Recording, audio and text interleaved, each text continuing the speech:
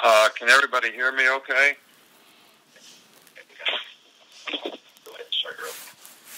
All right, guys. Well, hey, I just want to welcome everybody here. I hope everyone is safe and healthy. A lot of uncertainty in the world right now, and a lot to deal with, a lot of new realities at work and at home. And, our primary responsibility is the health and safety and well-being of our team, our staff, and, our family. So, and we're taking the necessary steps to protect all those folks the best we can, and hopefully our fans are going to be safe as well. These are very, challenging times. We've never had to deal with anything like this before, at least in my lifetime. And, there's a global effort to slow the spread of this virus, and, all of us have to be responsible in the decisions that we make based on, what our responsibility is to do just that. The team is, we're trying to stay engaged in every way that we can, with our team. The technology that we have now with Zooming and things like that, video conferences with the staff and players, can help us monitor their well-being, number one, in their health and safety, number two, their schoolwork and the academic portion of it, which is being done online, as well as, we're allowed to have 2 hours a week of some kind of, football-related type stuff, which, we're doing small increments of teaching segments, with our players, and any other things that we had going on, like we had a leadership seminar going on, we're continuing to do that online. So we're trying to provide as much support, to, whether it's academic, medical care, mental health, wellness, nutrition, whatever their need, our players and staff's needs are. I never really answer hypothetical questions, and, I'm sure that everybody's going to want me to speculate on what's going to happen in the future, and nobody really knows. So it's very uncertain. It's uncertain times. I think we have to, fight through the process of what we need to do on a day-to-day basis to make good choices and decisions to do the right thing at the right time, regardless of the circumstance. And, think about what's ahead of us, what the future is, what we want to happen. Got to do the things, correctly today so that we have the best chance to get the outcome that we want in the future. And I think that's everybody's responsibility. And I know we've got a lot of good people out there, healthcare folks that I'd like to thank, and, people who are still having to work and do things that they're providing a lot of safety and health care for a lot of people, and we certainly appreciate that. Hey, Coach, this is Charlie Potter with Bama Online. I was just wondering if we could get a quick update on Markel Benton's status. Markel Benton was suspended from the team. That was released earlier, and that hasn't really changed. Yeah, Nick, this is Alex Byington with the Montgomery Advertiser. Thanks for doing this. I was just kind of curious. You talked about the instruction you're doing with the players, but what is a normal day like for you right now? And, how strange is it to be going through this at this point? Well, I think the whole world's turned upside down, so it's a little bit different for everybody, but I think the best thing we can do is adapt, adjust to it the best we can. Basically there's two areas, really three areas that we're trying to focus on is every morning I have a Zoom staff meeting at 7:30, just like we always do. It's done on Zoom, so there's, everybody, there's no personal contact with anybody. And we discuss, basically what we're going to do with our team and our players, that particular day. We usually use the morning to sort of work on next year's opponents, which is not something we typically be doing at this time of year when spring practice is going on. And in the afternoon, we try to do as much as we can to stay in contact with muted. Each day at a time certain. You know, we have not each day. On Monday, Tuesday, Thursday. Right now we're doing, sessions with our players. And then, I do video conferences and phone calls with recruits, then in the afternoon. So that's pretty much what a day is like. And we're doing the best we can. So we'll continue to. Sure, Coach. How much can you really get done during a 2-hour video session, and how do you really approach those with your staff? And then also, how much of a benefit is it that there wasn't as much turnover in the staff this year as there has been maybe the last 2 years? Yeah. Well, we're not in any real hurry with whatever installations we're doing with the players. I think, basically there's 3 parts to teaching.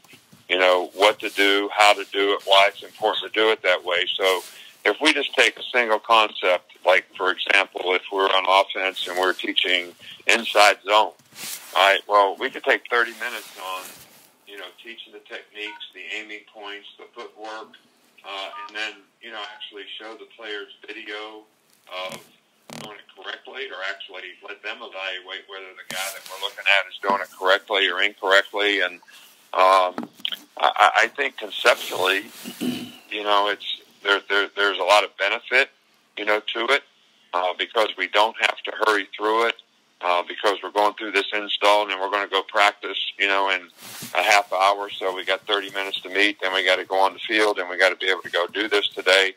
I do think it gives the players the opportunity to be engaged, number one.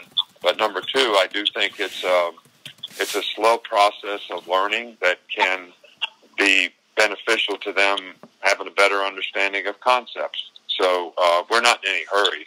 I mean, we're kind of taking it slow, and so far it's worked out really, really well. I think look, we have good continuity with our staff, which is a positive, but on the other hand, we've always been able to improvise and do things that we need to do. I actually think the addition of the strength and conditioning coaches that we have now has been a huge positive for us, because we're building a new sports science center. These guys, Dr. Ray has actually got a PhD, so his knowledge and experience and a lot of technical type testing and stuff that you can do with players, and the new training programs that we're doing have, the players have really liked, and hopefully this will help us with some injury prevention and, help us be able to perform better when the time comes. So, and they were very instrumental in, setting up this whole, program of what we're doing with the players in terms of, Apple Watches for their workouts, apps on their phones for weight training programs. We had issues with some players not having a place to work out because high schools are closed. And so, we put them on band workout programs. So, they've done a really, really good job of managing this to this point, and the players have done a good job responding to it. Okay, this is Cecil Hurd, Tuscaloosa News.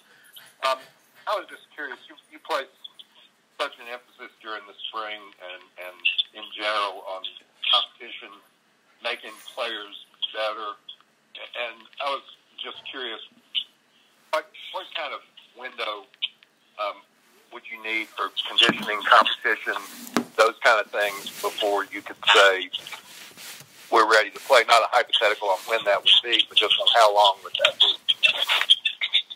Well, I really can't say that. Obviously we have 14 practices in the spring, not counting A-Day, which makes 15, which is not going to happen. So, if there was some kind of way that we could have 14 days of teaching with our players sometime before fall camp happens, I think that would probably be beneficial. Historically, we're not allowed to work with our players in the summertime, and this would be hypothetical that at some point in time in the summer we would have the players back here and we would be able to work with them. So, and I'm not talking about on or anything, but just be able to teach, teach system, teach scheme. We'll have to evaluate the players based on, fall camp. And I think, the players who benefit the most from spring practice and, having these. This meeting is being recorded. Are really the young players on the team. So, hopefully, this will work out that we'll be able to have some time to be able to teach them, and we'll just have to evaluate them in fall camp. Thank you, Coach. You are unmuted. Hey, Nick, it's Chris Lowe. How are you, man? Good, Chris. How are you? I want to ask you, when you do get the kids back on campus, whenever that is, from your experience in football, what are the biggest challenges when you have a long break, whether it's a kid coming back from injury or getting a team ready to physically get ready to play, when you haven't had contact or any kind of physical contact for a long time? What are the biggest challenges along those lines? Well, I don't really, maybe I'm a little different on this, but, I don't think any of the actual contact that you have in the spring, I think the technique and the thing that you teach, whether it's tackling, block protection, footwork, hand placement for offensive linemen, pass protection, blocking for running backs, whatever it might be, perimeter blocking for receivers, block protection for DBs. I think, the how to do it, the why it's important to do it that way, probably has a lot of carryover. That's why we do it. I don't think the actual contact that you have in the spring prepares somebody to have contact in the fall. I think that's why you have fall camp. That's why I'm hopeful that we'll be able to do some kind of teaching sessions on the field, even if it's in shorts and T-shirts, in summertime with our players, that at least from a knowledge and experience standpoint, we'll be able to benefit their growth and development so that they're more ready when contact actually comes in fall camp. I don't personally think that making fall camp longer is going to get anybody any more ready to play. I think if you look at... You are muted. Statistics historically on concussions, injuries, the most concentrated time that you practice and not play is in fall camp. You have more practices, you spend more time on the field. So I don't know that increasing that is actually going to be beneficial and helping people get ready to play. I think if you could do, simulated training programs in the summertime that wouldn't even involve that much contact or any contact would be just as beneficial at that point. Nick, this is Dennis Dodd from CBS Sports. Can you hear me? Yes, sir. How are you? And hope things are going well. You came up with a system. Yeah, good. You came up at a time that a lot of coaches did when all this off-season stuff, conditioning wasn't even done. You started up in August or whenever at fall camp. In the future, do you think we'll see that, like you're needing to cut back just the whole year-round culture of college football, or is that yet to be determined? Well, I don't think it's totally correct that, even when I played, which was, many, many moons ago, we had spring practice. We did off-season program. We did everything that players do now. The summertime, the difference in the summertime is everybody didn't go to summer school back in those days. But I played for Don James, and we had a postcard of a workout that we were given for every week in the summer that we were supposed to do at home. All right, so that involved weight training, conditioning, and some kind of simulated training relative to your position, and you had to fill that out, send it in every week. And then when we came back, the first thing we did is we had a physical training test. Anybody that played in the old days know we used to run the mile run. We used to have 2 mile runs. We ran 16 110s. We did Springfield test, which was running 1040s with 15 seconds rest in between, and your conditioning level was measured by how much your time sort of, decreased as you got tired. All right, so we've always had the same year-round approach. The only difference is when we were able to put guys on scholarship in the summertime, and we had all the players here in the summertime, the organization of the summer workouts were done, internally here by the strength and conditioning staff, and you didn't do it at home, at your high school or your high school field or wherever. So I don't think the workload changed. I think the format changed a little bit, and I do think that players being able to go to summer school has enhanced to a large degree graduation rate, how quickly guys can graduate, how they can get ahead academically. I think that's been a huge positive, they're able to do supervised workouts by the strength and conditioning staff in the summertime now, rather than me running on the railroad tracks back in West Virginia. Nick, this is Mike Rodak with AL.com. Just what has been your reaction to Tua's recovery to this point? Obviously, it's still only 4 or 5 months away from the injury and the initial shock of that injury. Now he says he's 100%. And also, what would be your advice to NFL teams who might be concerned about his health still at this point? Well, I'm not a doctor, so and I can't comment on where Tua is and what he's doing. He's not. But we have continued to try to do everything that we can from a rehab standpoint, and I think his agents and his representation now have kind of are determining what the factors are.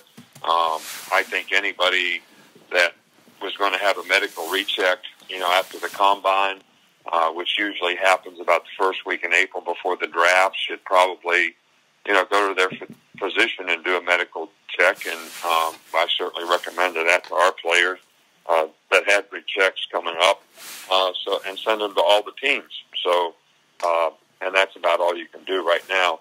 And, I can't really comment on where Tua is, based on, we think his rehab has gone extremely well. He's been able to do things, on a schedule relative to the way we all thought that he would be able to do them. And he's very positive and upbeat on, where he is right now. And, that's really about, all there is for me to say about that.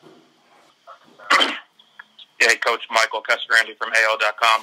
I just know that after the 2011 tornado, you were pretty involved with the community. How do you do your role right now in boosting public morale in this time of crisis? Well, I've done several public service announcements. I'm going to do a couple more today. We made a pretty significant contribution to food banks in Tuscaloosa, Birmingham, and Montgomery, as well as the 211 program, where people have the opportunity. It's like 911, but if you have issues with whether it's food or whatever, you can call these numbers and seek help.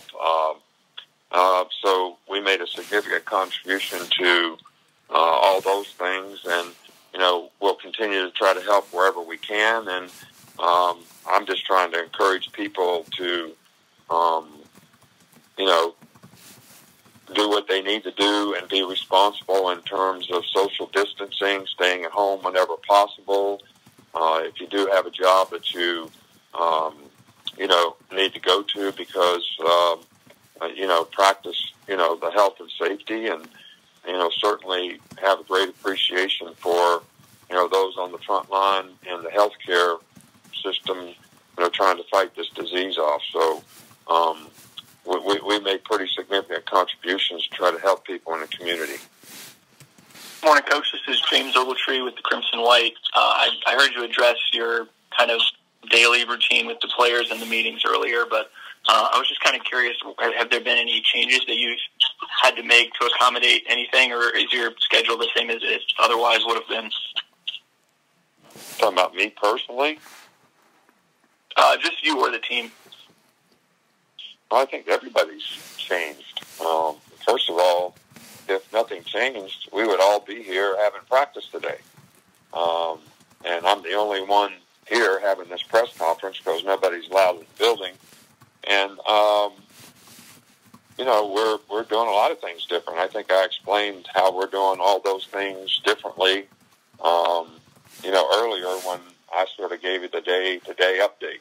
I'm sure things are very different for just about everyone, out there in terms of what you can do, how you can do it, whether you have to work from home. So this is a very uncertain time for a lot of people. It creates a lot of anxiety, but what we've tried to emphasize to people is, not to worry, but to try to make good choices and decisions about what you do so you can stay safe and,